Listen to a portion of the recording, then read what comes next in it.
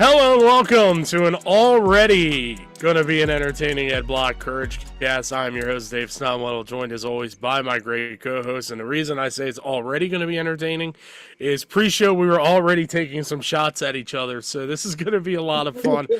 As always. I'm joined as always by my great co-host, former Ed Block Courage Award recipient, Wally Williams, who has to be repping the Ed Block every time he's on. He's also repping the Orioles, and that's bold because they're 10 games under 500 right now. You know, hey, it's baseball season, so I rep my paraphernalia, and I'm not a fair weather man. Okay, I'm not a fair weather because see, last year we were celebrating this time last year wearing these colors in this hat. So I'm predicting a resurgence on the baseball field as well. So look, go O's, baby, go O's. Look, Wally, I'm a diehard too. I've been to plenty of games, still going to plenty of games. So, yeah, let's get the fair weathers out of there. I'm tired of going to the ballpark and they boo every 5 minutes. Like, let's right. Come on, man. It's a great ballpark. It's a great outing. How can you be mad at that? That's right. Former athletic trainer back with us. He is he's chilling now. He's in his off season. Duane Brooks is back. What's going on, fellas? See, the problem is you guys got fair weather fans. You got to be the Rays, so you got to root for the Rays. That's the problem. That's your problem. Yeah, but you know what? I would probably just because it's a Florida team being to the Rays, but the Rays got to figure out what the hell they're doing down there, man. They got to get a home or something, man. They gotta do something else down there, man. Goodness gracious. Yeah, I know. It's a mess. And he's back. He's been away for a little bit, but he's repping his work. That'd be our guy, Duane Clemons. Good to see you, buddy. Good to be back and good to be seen, man. I feel like Crunch is taking over my whole life. But hey, it has a little bit. Paycheck somewhere. Yeah, that's right. We all got to work to make something here. Great show. We got a couple interviews from Radio Row we're going to have for you later. First up will be Kailee Wong. DC, your former teammate. That interview from Radio Row. And then DB's picture is frozen on my screen. I don't know if it's frozen for you guys, but that's a great screen grab. I hope that great pose. I hope Steve, Sean, as you guys listen to this, I need that clipped. That right there needs to be clipped at some point. I'm saying I'm taking a screenshot picture. I just got a black screen. What is he? DB's gone. He's gone. And we lost Wally there for. Oh, Wally turned off his. I was trying to get back. I was trying to take a picture of that phone. That froze. I was trying to take a screenshot of it. I couldn't get it. But don't worry, we're gonna get the interns on that. DB, you had a great pose. I just want you to know that. And the other interview we have, Curtis Johnson, UFL head coach. DB knows him well. Came by Radio Row down there in New Orleans, so we got a chance to catch up with him. So you'll hear that interview, and you'll hear Kailee Wong a little bit later. But first, we're going to draft the offseason, and we're going to tell you the off seasons that we liked. So this is how this is going to work. We're gonna cut it. Originally said we were gonna do 4 rounds. We might go down to 3, see how it goes. But the 4 of us, we're gonna go around snake draft style, and we're gonna pick the off seasons we've liked for teams in the NFL so far. So DC, since this started a whole thing, just so everybody knows, a pre-show about who was gonna go first. I'd pick DB just randomly in the hat prior to doing this, and apparently DB didn't want to do that. DC started making fun of DB, so now DC gets to go first. See what happens when you mess with your elders? You gotta put me on the spot like that. I'll jump on the grenade, fine. Right, boom, there you go. Yeah. Oh, there goes my O-ring. Take one for the team. Oh, yeah. All right, so I'll start it off. I think My 3 favorite off seasons, and it's going to pain me to say one of these. You guys aren't going to believe who I'm going to say, but I'm going to start off with Green Bay. I like what they did with the receiver pick. I felt like they already had a really strong foundation. They got their quarterback. They already had a really good receiver room, but I think by adding a receiver, that was another very positive step in the right direction. And then coming back and getting a really good O-Lineman that had to fall a few rounds and kind of closing out the draft with a D-line, O-Lineman that I think probably has a lot more value than they had to give up for the pick. What's the guy's name? The guy I remember he was there at the draft for like 4 or 5 days or so. Oh, the guy from I know exactly who you're talking about. His last name was Brooks. That Yes. Was chilling backstage. Bucky Brooks. Yes. So I like the fact they got their receiver, they got some O-line help, and I think with that solid defense and obviously their quarterback maturing, I think this is that year where I feel like Love could turn a corner and really elevate himself, hopefully fight to be one of those top 5 quarterbacks in the league. So I think they did a good job of putting the things around him that he needs to turn the corner. My second pick was, and I'm kind of hesitant, but New York, I think, the Giants, they did some things that I think, okay, if this guy Dart can come in and really stabilize that quarterback room and I feel like they can get competitive at that position, I think, they could be a dark horse in the NFC. I don't know if they're ready enough to win it, but I think they could definitely be a spoiler for, obviously Philly and the Commanders that are, thinking that they're going to be duking it out for the top seed. But I think New York did enough to kind of put enough in their barrel, enough bullets in the gun, and now they can actually maybe fight a good fight next year instead of being kind of blown around and tossed around like they were last year. And then last but not least, I had to give it up to the Raiders, man. They went out and got the running back that I feel like might change the game. And I'm not going to compare him to Sweetness yet, but, I really, watching this guy play and understanding that I was, what it's like to go from, like, black college football, and he's coming from a small college football program, I feel like maybe he could be a reincarnation of Sweetness. So who knows if the Raiders will be able to pull it all together at the quarterback. I know they got Geno now, but I think the fact that they got a running game, they can actually become a solid team on offense because they got all 3 elements now. They got a couple of guys that get downfield. They got a quarterback that can deliver the ball. And now they got a reason for those linebackers to have to wait a couple of extra seconds before they drop back into coverage. And that's going to open up the offense a lot. I hate that you picked the Raiders because the Raiders were going to be one of my picks. I'm surprised that's you what you picked the get for Raiders. making me go first. That's the most surprising pick of everything he said. The Raiders. I don't know. The Giants, though, I put that on the list. I'm a little shocked you said the Giants. I'm just shocked that he said the Raiders because of all that KC garbage.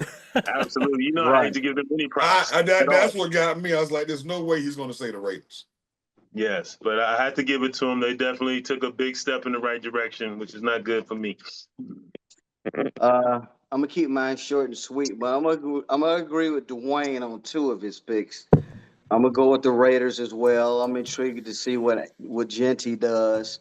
I was definitely following to see where he was gonna go.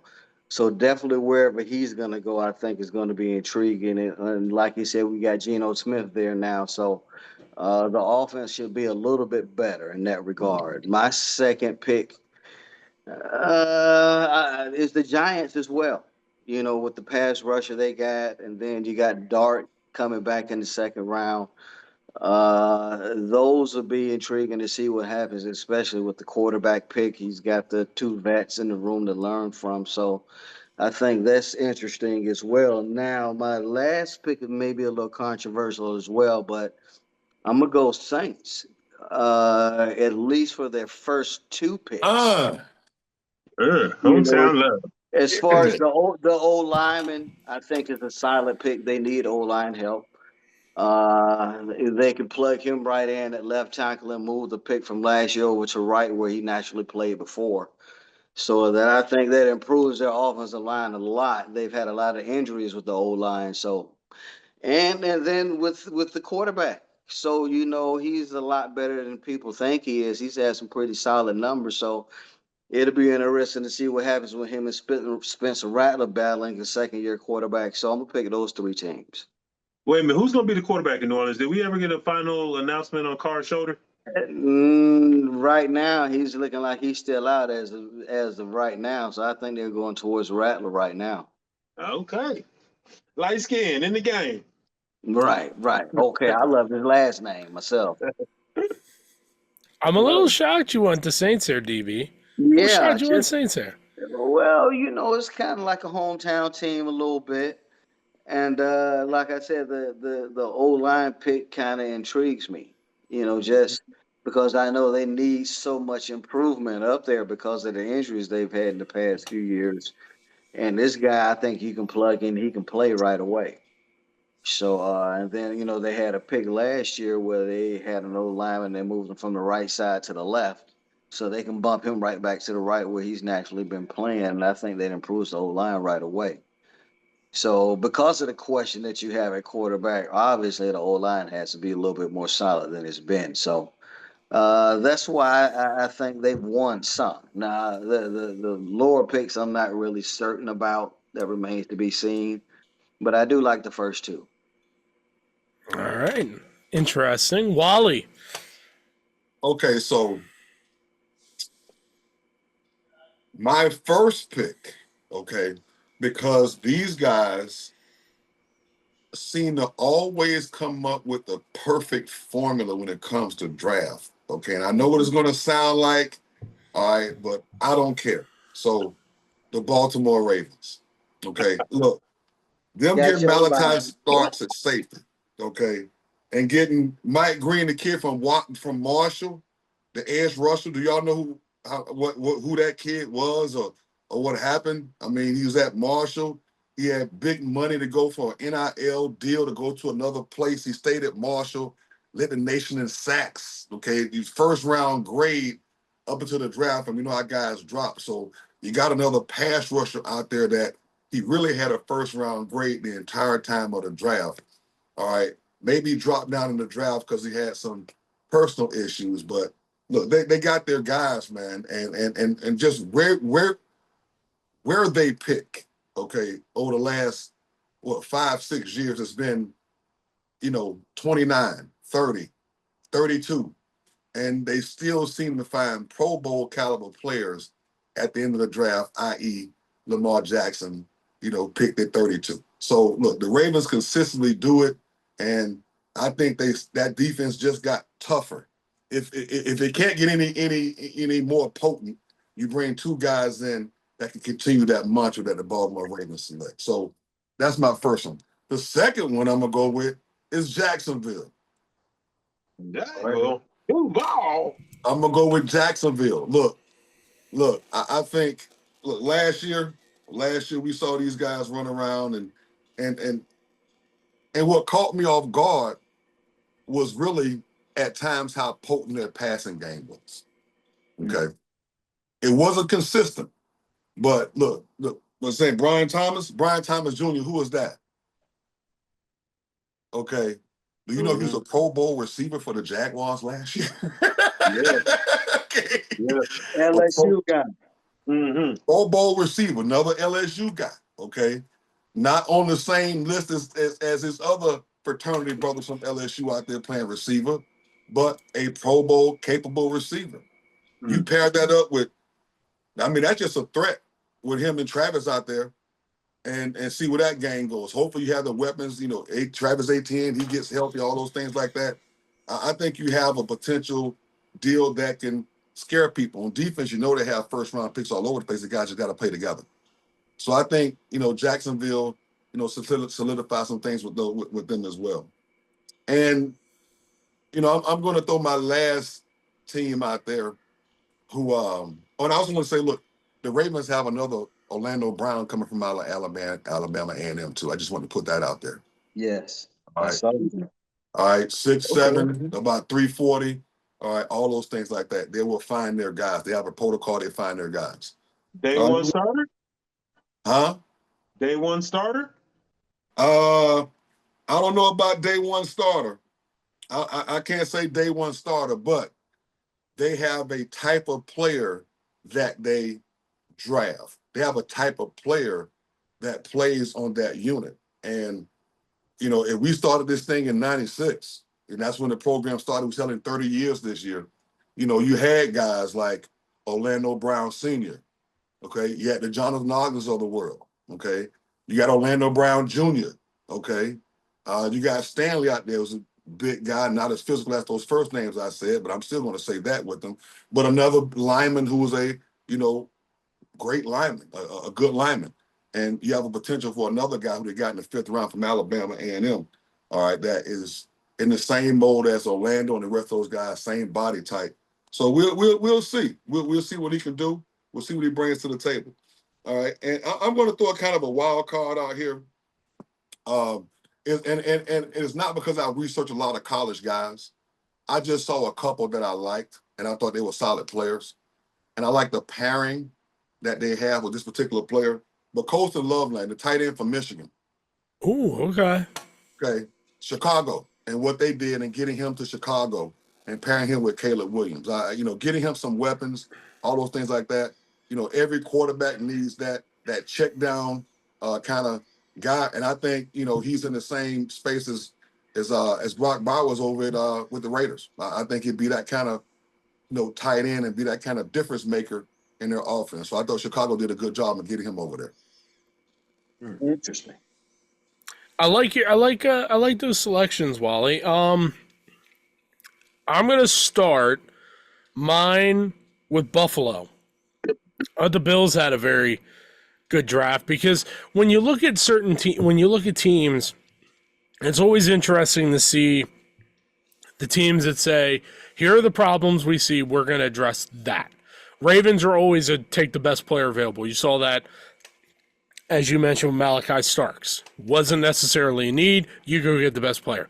Buffalo sat there and said, we need a top-line corner, so you get Maxwell Harrison, who the draft people love, and then tell you what their biggest need is, which is fix the defensive line. They weren't dynamic enough around Ed Oliver. So you go get TJ Sanders. You go get Landon Jackson. You draft Deion Walker. You make that emphasis, we need to fix the defensive line. I like what Buffalo did. Another one that might surprise you a little bit that I like, Carolina. Oh, I really like where Carolina's starting to build. You get T-Mac, the receiver out of Arizona, who everybody's raving about. What do you want for a quarterback? A big target guy that can go up and get the ball. That's McMillan. You get Scronin and Princey Umalian in this, both edge guys. But the sneaky pick for me is Trevor Etienne. Yes. The Georgia running back. Yes, it is. Because we know how good his brother is in the league. Right. You go get the younger brother at a position where you haven't been great for a couple years. Really, since Jonathan Stewart left, they haven't had a dynamic running back in Carolina.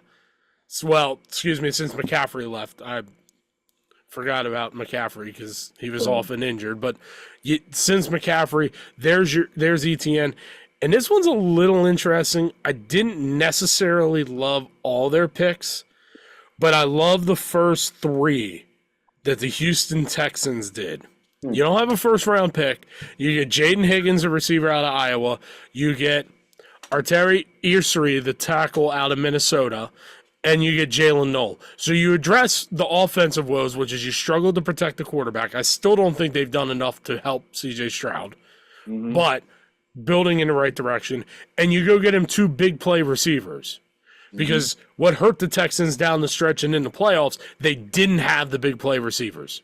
So you go get two big guys that can go get the ball, that play in a pro-style offense, that are going to be able to contribute for C.J. Stroud right away. Now, is Dale, is he done? Because I know he was injured.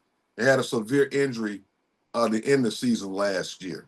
So it's at least half the season I've heard that he will be out. For sure out. Right.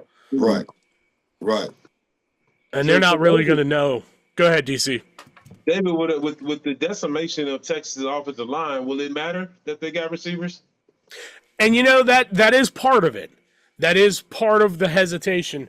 But I like the Ursary pick. I think that's a step in the right direction. I think if if they hit on some of the free agent signings they made, Houston has a chance to be okay on the offensive line. Serviceable enough to give Stroud time to get the ball out. I mean, aren't you pissed off if you CJ Stroud? Like, man, I've been taking hits. I mean, I'm coming into my, fourth year now? Or just a fifth year? Sixth year? Fifth year, right? Fourth year. Fourth year. And it's just like, man, I would feel like they kind of hanging me out there. Like, dude, like, I understand, we don't got no protection, man. I can't do another year of 50 plus sacks. Well, I mean, I agree with that. Whether, the offense is, they're going to start running that Tennessee offense and run a one play every 12 seconds. Roll out left. Okay. Real quick and get it out of there. But, look, adding those guys and really, like that, I think last year they found a running game at the end of the season. Yeah. A bit of a running game, so hopefully I can take some pressure off and do some things. But look, with all these grades, man, with all these grades that we put out there and see, and mini camps are starting and all those things like that, when this season starts, okay, which team is going to actually benefit the most? Okay, that's a question that I asked the panel now. Which team is going to actually have that team? Who's going to go from pretender to from pretender to contender based on the draft that we've seen early on? Who do you think is going to get better and be able to compete? Cleveland won the draft, didn't they? Listen, what if Shedeur Sanders comes out, wins the job, All-Pro, Super Bowl, shut it down? How mad would the league be? How mad would it be? Are they gonna play "Must Be the Money"? Man, it'd be so much hype in Cleveland. Oh my God!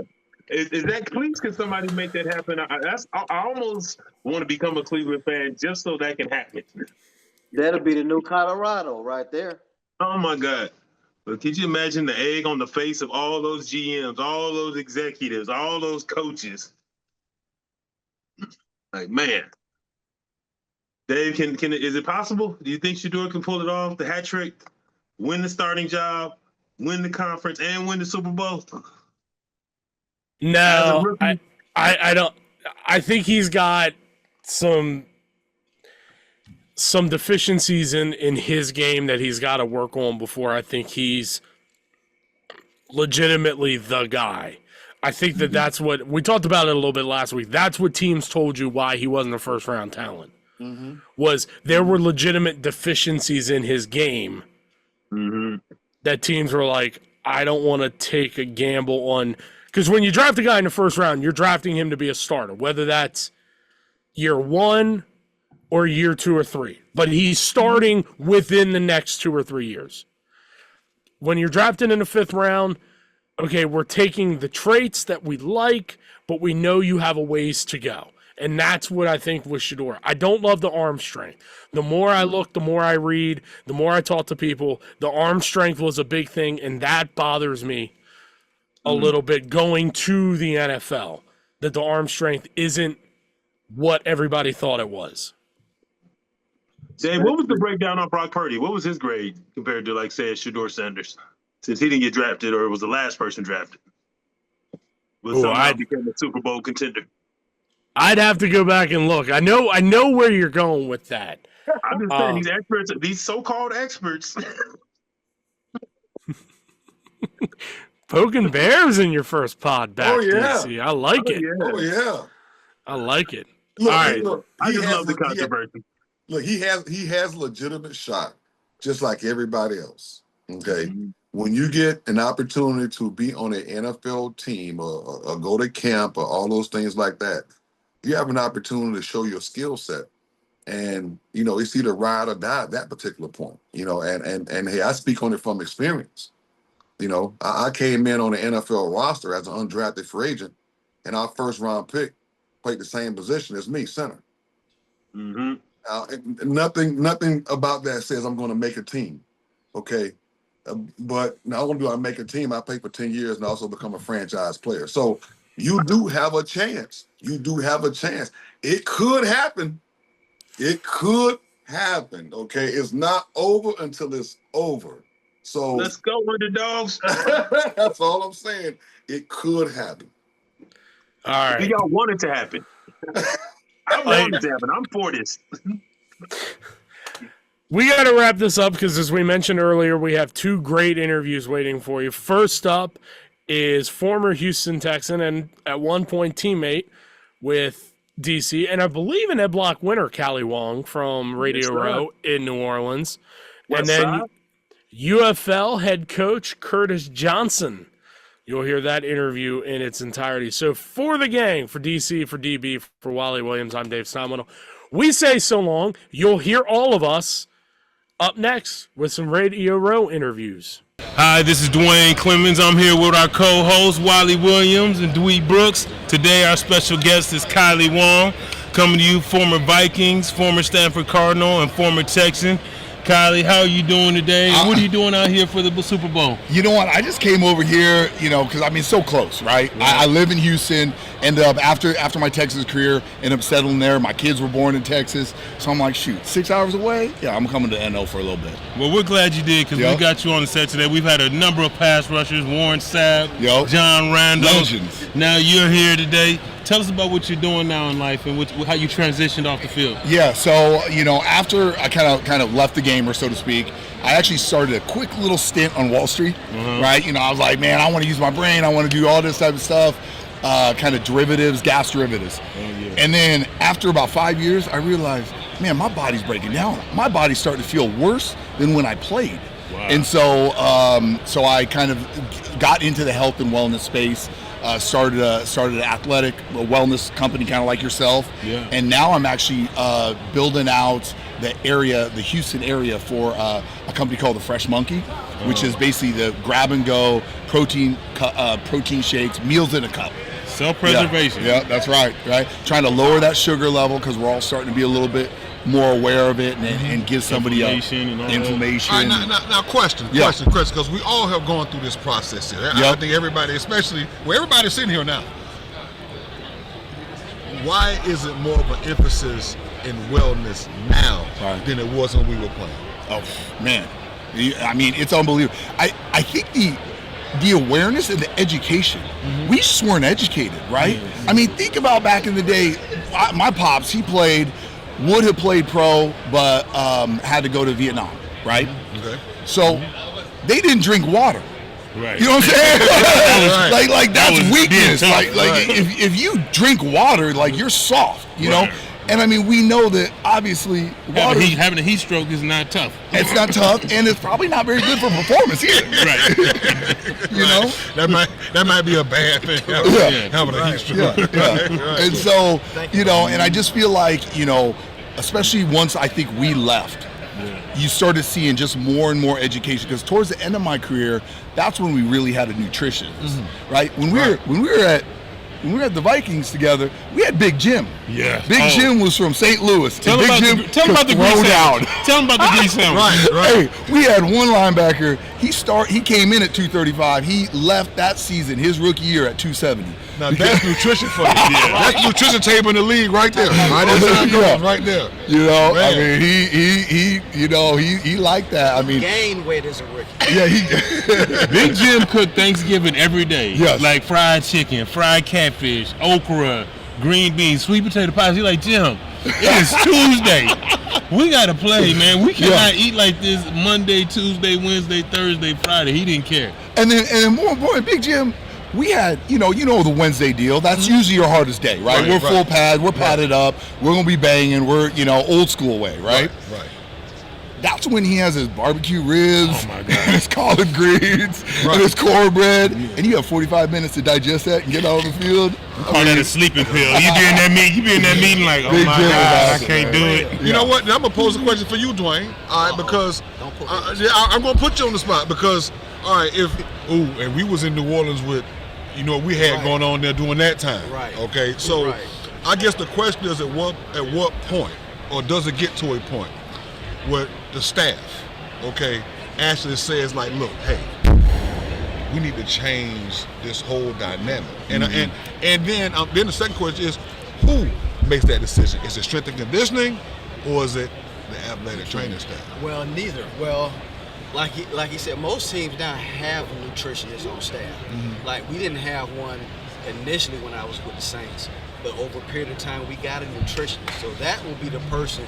Like, the Super Bowl year, we ate so much Popeyes. It was crazy. You know what I mean? Yeah. That was just on the way, on the road trip, getting on the plane, Popeyes. Right. And we won the Super Bowl eating Popeyes. Yep. There you go. So then, maybe 2010, we got a nutritionist, and she came in, and she worked with all kind of Olympic sports and all that kind of stuff. And it did well, but we ain't won the Super Bowl since. You might not have been the Popeyes. So, hey, you want to win the ring and eat Popeyes, or you want to eat healthy and not get the playoffs? It's your choice. But, It's a question to be asked. Yeah. Now, Kailee, you had a bad injury. You were a former Ed Block Courage Award winner. Tell us about your injury and how it happened and how you overcame that. Yeah, so that was it was 05. And you remember, again, at that time, every field turf was different. And it was Seattle. They just put it in. Yes. And they're expecting rain, right? They're expecting that. I mean, they're building a turf for rain. So what I love that's happening now is that it's a little bit more standardized. So now the shoe manufacturers can make the proper shoes. So anyway, long story short, I'm traveling. Anytime I'm traveling to a new field, I'm taking like 5 different styles of shoes, right? And I'm not gonna lie, I just picked the wrong ones. And so I went to plant and I blew out my patella tendon, tore my ACL, blew my meniscus. I mean, it was a bomb, essentially that went off inside my knee. Total reconstruction? Total reconstruction, but it was surgery to have PT to have another surgery, right? So at the time, my doctors had to figure out there was another person who had a similar injury in Europe. That was the only other athlete they could find. Like, what is the standard of care for this? All that said, I mean, they did an incredible job. As you know, taking care of your body, that is your job once you get in the NFL. So we were still, 3 PT treatments a day. We were going at it like it was training camp for 10 months, and then actually was back on the field. So 10 months is kind of what it took me to kind of go through that entire process of getting the knee back and ready to compete again. Who did your surgery? A guy named Dr. Lowe. Dr. Lowe. Yep. So he's Walt Lowe. He's with the NFL. He did a lot of stuff, and I just there's always that gray area because he was also our team physician. But I just trust him, man. And we just had a plan, and he's good. I knew he was going to take care of me, and he's great. Yeah, he is great. Now, I know we got into similar businesses. Like, I went into spinal decompression, and it's all about self-preservation. I wanted to be able to walk when I was 50, and now I'm 50, and I'm more intentional now because I'm doing more and more technology. What are you doing now intentionally to be able to keep your knee and all your other body parts functioning at a high level? Yeah, the biggest thing that I noticed, right, is just sugar. Right, like sugar, we're learning more and more about sugar. Like, sugar is the inflammatory thing that really, really goes into your body, right, and hurts your body. And so, as I keep my glucose levels down, as I keep my sugar down, my body seems to change. My shoulders aren't as sore, my knees are good. Obviously, we spend way more time stretching now than we ever did when we were yoga every week. than when we were, 22, 23, 24. But yeah, I mean, I think a lot of it is just diet. Nice. Now, is that part of the program that you started with your nutrition kit right now with your company? What is the foundation of how you present your total overhaul with your package? How you go out and say, okay, this is what you need to do in order for you to get your body and get mentally, physically straight. Yeah, so the athletic room certainly was that. I mean, we worked with athletes of all kinds. We had pros, we had UFC fighters, we had everything, and it was all about fixing pain, like eliminating pain, so you could perform your best, right? Right. but it's also about, nutrition goes into recovery. We understand now, these windows of protein intakes, just all the science that we didn't have. Correct. We ate Popeyes. I mean, we're the same thing, right? We had Frenchies in Houston. Right. That's what we would have before on Saturdays, as we travel or in the stadium, versus what the guys are getting now is just the benefit of just kind of so much knowledge. Right. When we're doing strength and conditioning right now, when I'm working with my kids and my clients, so we put them through a regimental program before they can even get into the weight room, before they can even start. Yeah. And it's more like an evaluation. Mm-hmm. So it is the athletic, it is the nutrition, it is all those things, because we don't want to train a guy and build on top of an injury. Right. Yes. Okay, so that's why I asked that question. Yeah. We all say don't put sugar on top of shit. Exactly. Yeah. Exactly. No, yeah, that's it's so fundamental in that, and what we're able to do now with it is pretty amazing to watch how prepared these young guys are coming in, right? Yes. I mean, we have guys that you can watch in the national championship game, they're league ready. Right, as an 18-year-old freshman, he's ready to go. He could go. Yeah, he really could go. And so, but a lot of that goes into what we're now able to pass on. Right, we're able to pass on the knowledge of, hey, you can get away with this, but it catches up to you. Right? And let's start with the foundation. Let's start at the beginning and really build it up, build the athlete up. Kailee, I want to thank you for coming on the show today, man. It's pleasure, always brother. good to run into one of my brothers in mud and blood. Thank you. This has been the Ed Block CourageCast. We'll see you soon. Hi, I'm Duane Clemons from the Ed Block Courage Awards, here with USFL head coach from the Rough Riders, Curtis Johnson. We're going to be talking a little bit of football. Tell us about the USFL and what's been going on with you there. Well, look, I love the UFL. I'm sorry. Don't worry about it. It's because we were the USFL a year ago. Then we merged. Duane was my trainer. We merged this past season into the UFL, the United Football League. I love the ownership in the league. The Rock, they're one of the part owners. Daryl Johnston, the Moose, is our commissioner. I love the coaches, man. Great coaches. It's a great league. I just, you just wonder. You always wonder, will this league sustain itself? Will it continue? Well, one thing about us, and Duane could tell you, we're on TV every week. So if it's every week, that's the one thing that the spring leagues didn't have was a TV contract. I think that's the most attractive thing about the league itself. Creating all these opportunities for young men that otherwise wouldn't have a place to go between Division I and NFL. Now there's no more purgatory. They can actually have a place to go and thrive. What does that mean to you to be able to provide that new platform? You love it, because as you know, those guys that, the last 4 or 5 guys that got cut on an NFL team, those are the guys that probably can make a team, but it's generally preference, or they one step slow, they 5 pounds too light, where you can get a chance to, 1, work on your skill in our league, 2, you can play some games in front of great fans on great television, 3, all the scouts are watching you, because I think we had 32 players make NFL rosters last year. And then the last thing is you can really work on the skill that you truly need to work on. Coach, tell us a little bit about some of the challenges that you face working in a new league. Well, here's the biggest challenge I think about being in a new league like this. If you think this is the NFL and you're going to have the resources of the NFL, you really don't. You got good to decent resources. College now, I think college resources may be better than the NFL resources because they're recruiting and things like that. But man, I think that's the biggest challenge. Here it is, NFL staff. I don't think there's a staff under 25 coaches.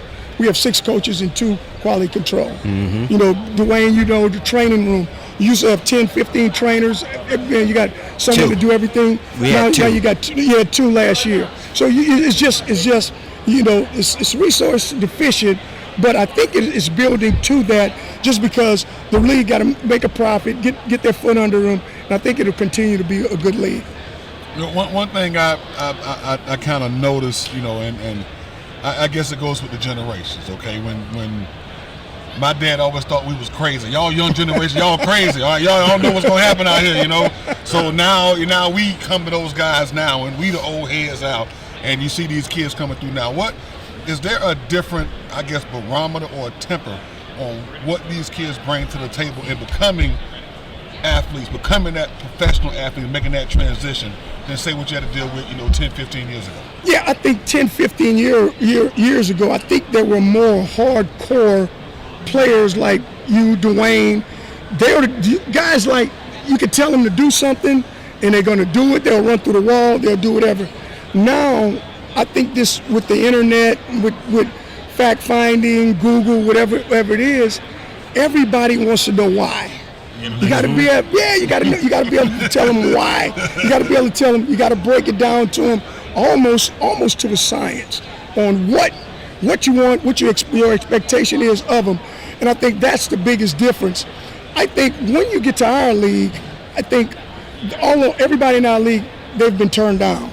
So we all know how it is. We all been on a date or asked a girl out and got turned down. So it kind of scars you a little bit. So I love the league because these guys come ready to play. They don't have quite as many headaches. And the coaches that we have in our league, one thing we'll get rid of bad seeds. So as you progress with this league, where do you see the future of this league going? I think there'll be an expansion. If you can be on television every game in a league on television, then you can watch the reruns.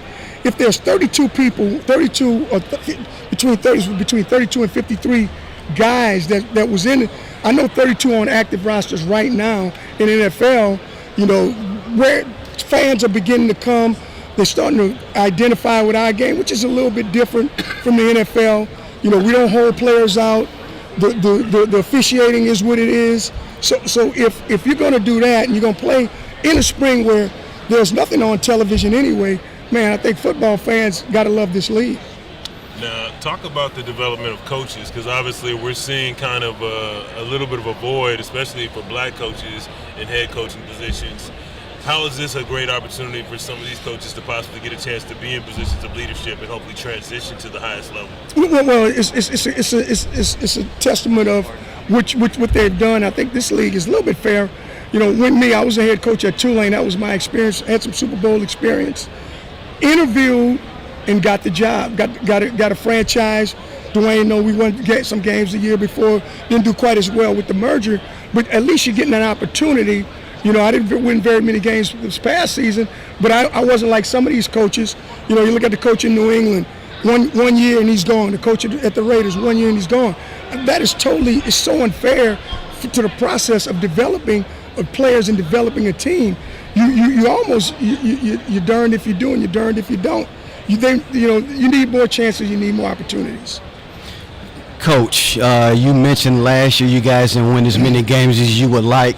What are you expecting out of 2025 Roughnecks? I think part of the merger, we were a team that was a little bit deficient, as you know, the year before. Mm-hmm.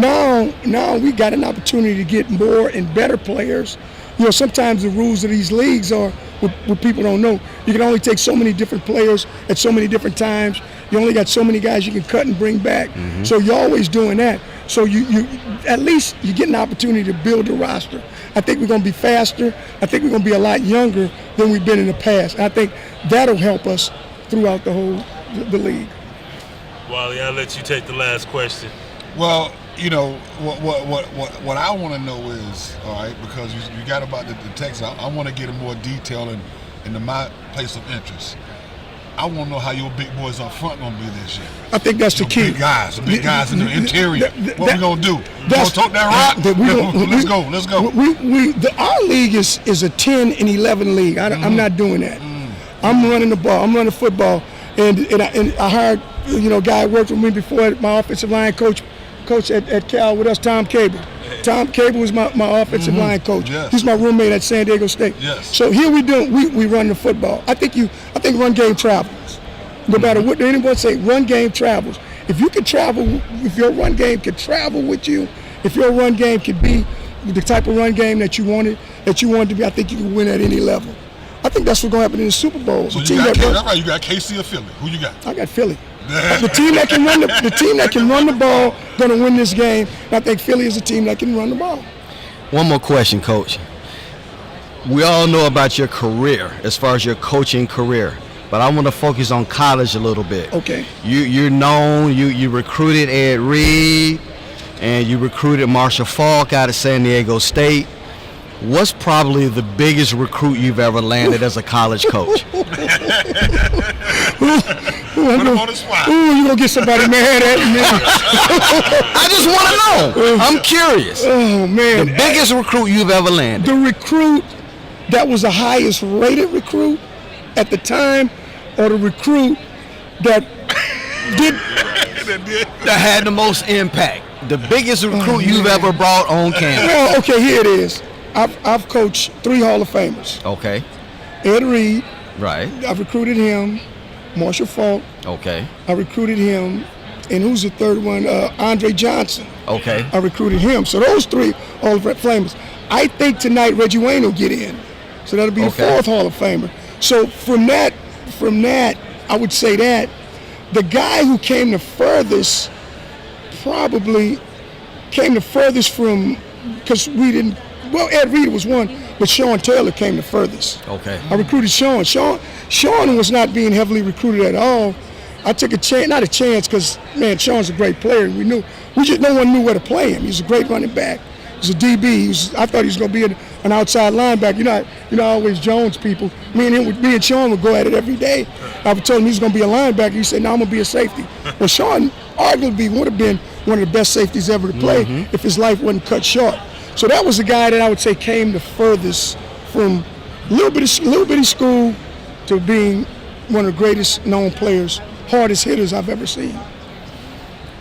Well, on behalf of the Best Black wide Courage receivers Awards, we coach, definitely want to offensive thank you coach for stopping I've by ever been and around. being on the show Hands with down. us. Is there anything else you want to tell the people out here in that black world? Look, just tune us in on March 28th, Friday night football. We play St. Louis against Anthony Beck's team. They got a great team, and we're just going to come out and we're going to do our best to get that game, get the first one. I love the ring, Coach. Yes, sir. It's a nice one. Sir. I love the ring. Nice one. 163 diamonds. This is Wally Williams, D. Brooks, Duane Clemons, Coach Johnson. We're signing off for the Black Courage Awards. We'll see you soon.